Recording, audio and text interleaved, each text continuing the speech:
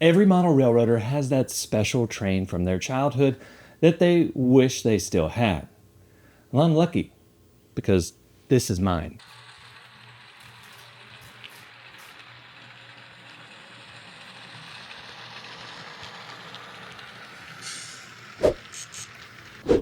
This is an Athearn, New York Central PA1, and it may not seem particularly special, but this is part of a set that my dad built over 25 years ago. Now, no, this is not a sob story. My dad is still very much alive, but my parents recently downsized and moved.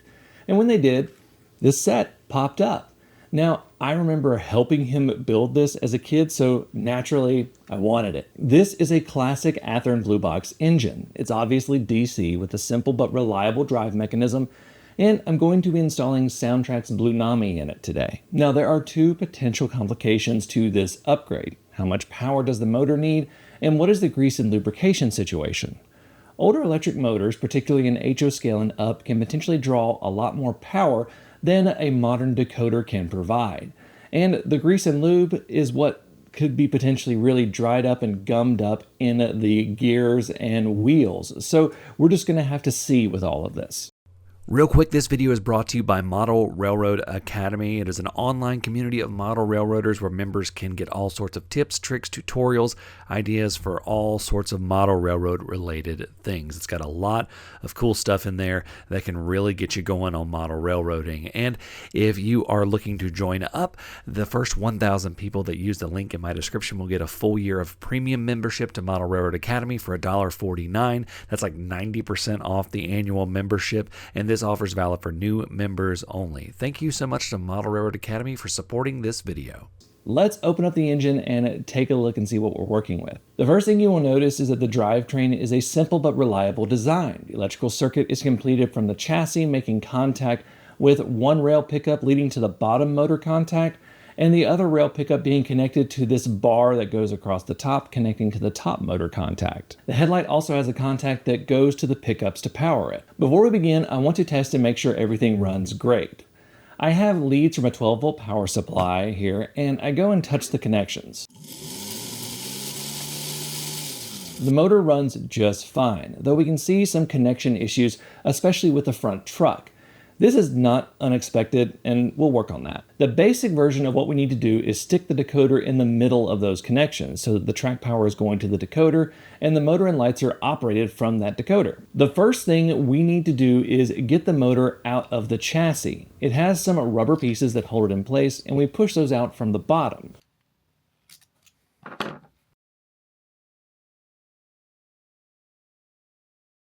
We also need to remove the light bulb, which is actually a little bit difficult, but once we had all of this done, we could start our install. For this, we're using a Soundtrack's Blue Nami because if you're going to upgrade an engine, might as well go for the premium upgrade. This decoder has Bluetooth, and all it needs is constant power to the track, and you are good to go. By the way, when you're picking a Soundtrack's decoder, they have the sounds preloaded for a certain set of engines, usually by manufacturer. So they have like EMD, GE, Alco, and then they also have Steam decoders. So make sure you get the right decoder for yours, or you're going to be really disappointed when you don't have the right sound package. The whole Blue Nami setup is really ideal for those who have legacy DC setups and they don't want to switch out the entire system, but they want the option to run like DCC guys. All this needs is that power to the track. For soldering, we need to connect the motor first. DCC has standard wire colors, so it's going to be the same with other decoders. I soldered the orange wire to the top motor pickup and the gray wire to the bottom motor pickup. I did a bit of scratching on the pickups because sometimes brass is a bit difficult to solder. Once I solder the gray pickup, I need to put some Kapton tape on that bottom part to electrically isolate it. This is because this normally picks up from the chassis connection. These models use the entire metal chassis for that electrical pickup, so you'll end up short-circuiting if you don't do this and isolate the pickup. Now I can put the motor back into the chassis and reattach it to the drive shafts. Alright, now it's time for the power pickup connections. I start by soldering a red wire across the two pickups that go over top the motor. I'm not using the little metal strip that was used before because it's going to be too easy to contact the top and short circuit.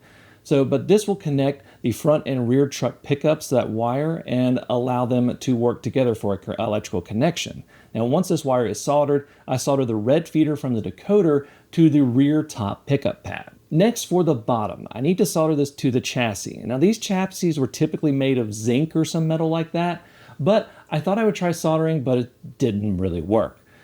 I ended up soldering it to an exposed metal pad on top of one of the trucks, particularly the rear one, to the correct rail. And this was a bit hard to show, but it's really not that hard to do. There's plenty of space to get your soldering iron in there and put some solder down. Next, I went ahead and soldered speakers on as well. I used 2 sugar cube speakers and soldered them in series. You use the 2 purple wires to connect these. Now I can go to my test track and give this thing a go. And right away, we get some binding and stuttering. Now I figured this would happen, so I come in with some Labelle 108 light lubricant and hit pretty much every moving part I can. You don't need much, but make sure that you move the parts manually so that the lube gets everywhere. Now even after that, I was getting some binding that wouldn't go away.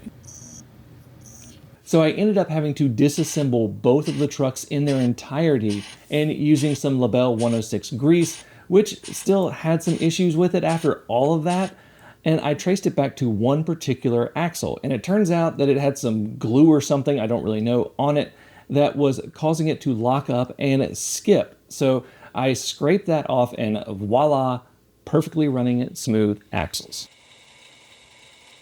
Now I have the motor running, the wheels turning, and the speakers installed. All I have left to do is install the headlight. The headlight needs to be connected with the blue and white wires. Blue is the common wire for the lights, and white is specific for the headlight. Use the instructions that come with the decoder to know which wire to hook where.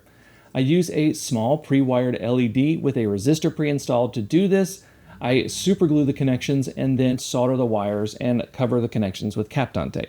The absolute last thing I'm going to do is swap out the hook and horn coupler for a KD coupler. This is a KD number 158. Now I can close it up and test it out.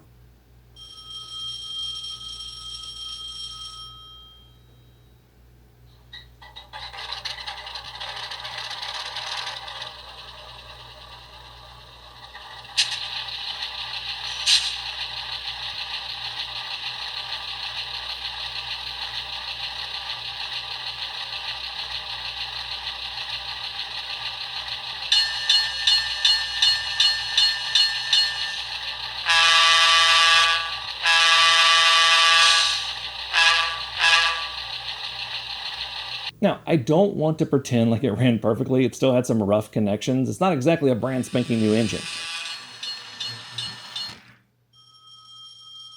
But once I got it working and did a bit of track cleaning, it ran great.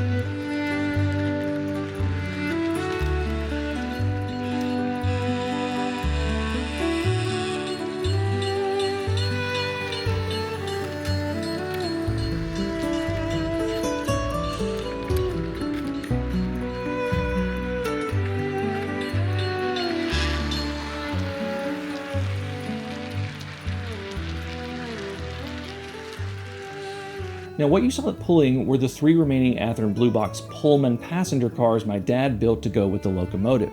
I actually got really lucky and found a few more on consignment nearby, but I have to upgrade them, and you're going to see those soon. Now this locomotive is now equipped to run for many years to come, which is a pretty cool thing to say about my favorite childhood train. Thank you all so much for watching. Until next time, I'm Jimmy from the DIY and Digital. Stay safe, be kind, and happy railroading.